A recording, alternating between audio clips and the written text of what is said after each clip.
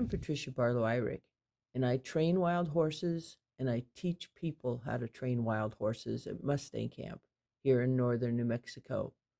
We've trained more than 600 Mustangs and burros for adoption. In 2021, I took on a student and found her a fresh Mustang with the intent of documenting our process. Maria is a statistician in Portland, Oregon. Her special needs rescue dog, June, introduced her to positive reinforcement-based training, and she decided to learn to use these same methods with horses. The Jicarilla Ranger District had 3 recently captured horses in the Forest Service holding facility. The gray mare, they said, sweats if you even look at her. The others were calmer. I want the wild one, I said. We brought her home to meet the other animals at Mustang Camp. If you're just joining this story, we recommend starting at the beginning of our Belle Parker playlist. Click here to go there now. So what do we do? So we kind of slipped into task 9, which is rubbing on the body, and we asked her to get back into the alignment to the fence as much as possible. And then I did a couple of her easier targets, target jaw, target neck. And then I had her target withers. And when she did it, I gave a little bit of a rub. And you were continuously feeding while my hands were on her. And she quickly didn't move away from, I even think the first time I went to start rubbing, she looked nervous, but she didn't move her body out of my reach. She flinched the first time you touched her. Yep. She did not flinch the third time you touched her. Yep. It was over. Yeah. She was like, oh, the flies are gone. Oh, that feels really good. We were also stuffing her mouth with food while we were doing it. Yeah. So let's talk for just a minute about the difference between what we did in Task 9. Because I'm not even sure Task 9 fits, even though we definitely prepared for Task 9. So Task 9, we should be doing countdown petting, where we ask the animal to first signal to us that it's ready, and then we do countdown petting. So 5, 4, 3, 2, 1, and or 10, I guess 10, 9, 8. But and then feed after that. She's going to need that. You know, we're going to still want to do that. But what we did was really different. It was more just scratch and feed to keep her mind off of getting scared. Yeah. But then once that scratching felt so good, that's huge. And the big thing, you were scratching her tail area while I was feeding at her head, and she was standing parallel at that fence. Yeah. So all that left-sided junk that we saw, it wasn't there when we were doing this. Yeah, for sure. So I think this is possibly a way through that problem, is just get her to where she's not afraid of us on that side of her scratching her. Mm-hmm. And that's going to be both with, I think, another session of this, because we really need to get some kind of fly product on her withers, because they are really eating her. Yeah. And then change over to countdown petting. Because that's the other thing that Belle Parker doesn't have is patience. Not at all. And so the countdown petting, the continuous feeding actually contributes to her impatience, because she just give me another bite, whereas the countdown petting will help her out in that department. I did see some evidence, though, of her being patient. What was it that we did yesterday where she showed some patience? There was something. I just remember something too. I remember thinking, wow, she's just waiting between, she's not doing anything. Yeah. She's not threatening us. She's not doing anything. But I can't remember what it was. Oh, we were stopped and talked quite a bit and different things. And I think that was the thing. Is she could stop and listen to us Stop recording. and then wait for us to re-engage with her. Yeah. Another cool thing to mention from this morning is when we went out to feed the horses. She was not at one of the feeders. She was in the round pen, Yeah. where we were specifically not feeding her in that round pen today. Right. And you suggested I go up to a feeder, show her some food, and so I did that, and she saw the food and started walking towards and came over and ate in that feeder. So, yeah, you know, the idea that she's looking to us for... Yeah, she's looking to us for information about what to do. Yeah. Is huge. Yeah. It's just a huge deal, so I'm really pleased. Did we do anything more? Oh, we did session 54. Session 54 was click and stick. And where are we going to put that? I mean, I guess we'll put it on 9 because it ended up being the petting, right? Yeah, click and stick didn't last very long. Yeah. Did you record the petting as a separate one, or I recorded them as one so it's session. all 54? So in 54, we did click and stick for aggression. Maybe for 10 minutes tops. Yeah, but flies let us do back scratching. And we did that for probably about 25 minutes. I'm going to put 54, and I'm going to put, how much was the total time? 35 minutes. 35 minutes? Okay, and I'm going to mark it on this map that we were able to basically scratch her like that. And on the right side, we didn't go back as far, right? We went back farther on the left. We did go back farther on the left. I only, yeah. 4, 3, 2, 1, eat. And I was looking at 9 this morning and realizing that there's a belly milestone. Oh, yeah. But you notice that is the top one. Yeah. Okay, let's talk about that for a second, because there's some interesting things about this. Is they like that so much. Yeah. There's a midline section that doesn't have a lot of hair on it, and a lot of times there'll be a lot of fly bites, and it'll be crusty. Mm-hmm. And if you scratch off that crust, oh, they're like, They're very happy. yeah, they're just like in ecstasy. So it's a good goal, and the way to get to it is just start in the girth area. You know, just slip your hand on the girth and then back. You know, because you're just doing countdown petting. And on the countdown petting, we always have the whoops theory, Yeah. which the whoops theory is, oh, whoops, I got too far. Let's go back to here. So you're just gonna, 5, 4, 3, 3, you're in the whoops area. You immediately pull back to the safe area, and then, and then they're like, well, they just accidentally strayed over there. So do you actually say whoops?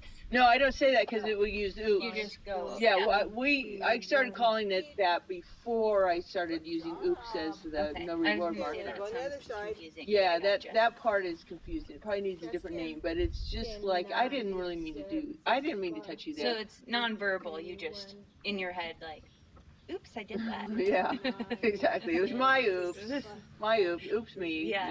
So yeah, Gotcha. So you just kind of sneak in there real quick and then get out of there. just 5, 4, 3. Mhm. And then 2, 1, you're just back in the safe zone. And then they are like, but they got the food right away, and you were back in the safe zone, and so they don't care. So the next one you can start, halfway to the oops zone, where you start the next time, and then the oops is a little farther. Yeah. And that seems to work really good. But when you do the belly, you want to just start in the girth area, or get to the girth area, Mhm. and then just do that till you're scratching the belly. And when you get to the belly, horses like scratch. You know, they don't like, you know, little wispy touches. Wispy touches are creepy, but they like, you know, physical scratching, just like what you were doing yesterday on her back. You know, is you took a lot of dead hair off. A lot of hair and dander. Yeah, and that felt good. Yeah. But if you would have just been petting the surface, it would have just been annoying to it because it's still really itchy in there. Yeah. Are there any other hard? The flank is a surprising place because everybody's always like, oh, the horse's flank, you know, don't touch the flank, don't touch the flank. Yeah. You know, you just grow up hearing that. You think, oh, the flank is this magic place you just never touch on a horse. You're just like, no, I would never touch it. Horses don't mind their flanks being touched. Do you know where that comes from, that idea that people have? I don't know. Maybe if horses are scared of you, or if you've been using aversive techniques or something, maybe they don't like it. Yeah. But the horses that I deal with, they like their flanks touched. Got it. So that kind of goes away. So you don't. So whatever you have in your back of your brain that has been programmed in there from old funky stuff, it's just not true. They really like around the side of their tail and the top of right at the top of the tail on the sides. Mm-hmm. Oh my God, they like that. So good. And then the croup is usually a really good place. When I'm talking to them about what some people would call the back, because back is a command, then I use the word saddle. So Got it. and do you ask? And you don't ask them to target these places. You're reaching. I definitely don't want them to target the tail or target the belly or any of that. I just, you know, but I do want to look for their compliance. So it would be really good what is going to happen in test 10 is they are going to have to get into easy position for me to even start. Yeah. And then they're going to have to stay in it. And if they get out of it, I'm going to stop. So I don't really have that requirement in 9 because I just want to get a little touch. Yeah. But it's a good thing to look for is to start it when they when they at least give some indication of doing easy, and don't do it unless you absolutely have to if they're out of easy position. Some horses they'll be very concerned and they'll want to keep their nose on you. Mm-hmm. And you can't really blame them for that. Yeah. But if you can not do that, that's a good thing. When you're doing it through the fence, you've got that option, so you can actually go. No, I'm not going to start Until you're in position. Mm-hmm. And then tail is not the tail; it's the base of the tail, or is it you want to touch through the tail? It's the top. There's the bony part of the tail. Okay. So just put your hand down there. Got it. And you'll be like, I just petted my horse all over, oh my God. I already was like that yesterday. It's like, this is the same horse, oh. Crazy. Well, earlier in the day, I was so mad with her for biting at me, but this should help. And if it doesn't totally fix it, we'll just go back to that click and stick. Yeah. And try to get that working a little bit more, because there's something about the click and stick that occupies their mind in a way. It gives them, I don't know if it's the pre-mac reinforcer that's just the more valuable, and so they learn to keep their ears forward. I don't know. Yeah. But it's also because I do it through a fence. I always do it through a fence. Yeah. They have to be lined up to me. They get a lot of experience with doing stuff with me on the side that's bothering them. So, yeah. Okay, well, is there anything else? Any questions or anything about? I don't think so. I think we covered it. Okay, good. 3, 2, 1, 56 was our countdown petting, and we did it behind the fence protection. I think we got everything other than way down the butt, and I think we even did belly at that one. Left side was a little anxious. We had the second trainer feeding. 57. 57, task 10 countdown petting, 30 minutes on 520. So this was where we were looking for easy, and we were not counting if the head left easy. We were using the bar to kind of measure. We were still behind protection, so we were using the bar to measure if the head was low. It seemed like she really liked the chest and neck. I didn't get all the way back to the left side butt. She was a little uncomfortable, and I was probably a little uncomfortable. We started behind protection, but by the end we'd moved into the same pen. 58 was task 10 continued, and we were also finishing task 6.2 push on the head. And we completed task 10 both sides except legs. Well, we don't do legs. Number 60. Did we go back to 11? Signature move on the So Magic countdown Mustang Tamer grooming. We did website. countdown with tamer stick, countdown with brush, and then a countdown with the brush glove.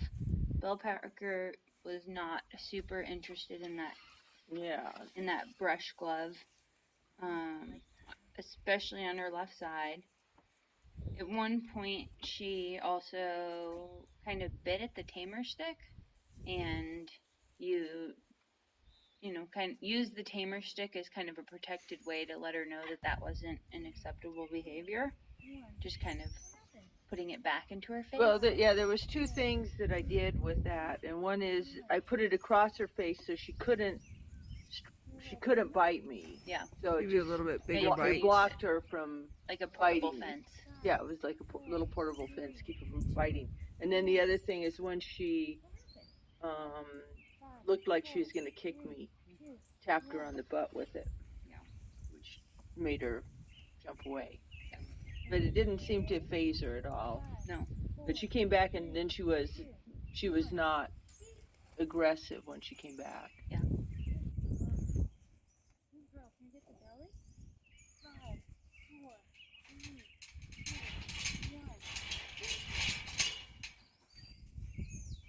Okay, so we basically got everything with the tamer stick and then with the comb, but then it took another session with the brush. Yep. And then the guider stick we did when we did the brush, Yep. right?